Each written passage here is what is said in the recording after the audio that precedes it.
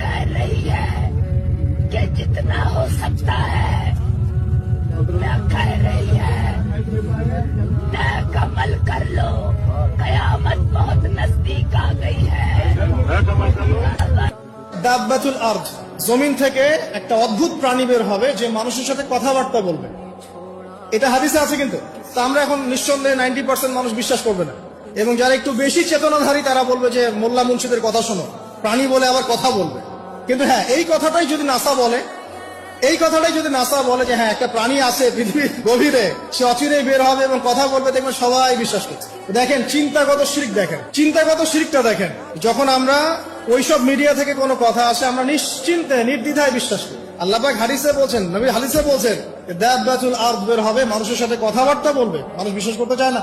আর কি ধোঁয়া, এই ধোঁয়ায় আকাশ ছেয়ে যাবে, ধোঁয়া দিয়ে আকাশ ছেয়ে যাবে। ভাই রে ভাই, এটা আমি কি দেখলাম? মানে কায়ামতের দিন আর বেশি দূরে নেই, খুবই কাছেই চলে আসছে কায়ামতের দিন। এই ভিডিওটা যদি সত্যি হয় তাহলে সত্যি বলছি ভাই, মানে কায়ামতের দিন আর বেশি দিন নেই।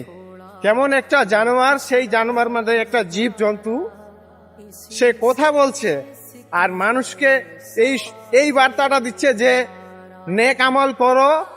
একটা জানোয়ার, একটা জীব, সে বলছে নিজের মুখে। তো কিয়ামতের দিন আর বেশি দূরে নেই ভাই।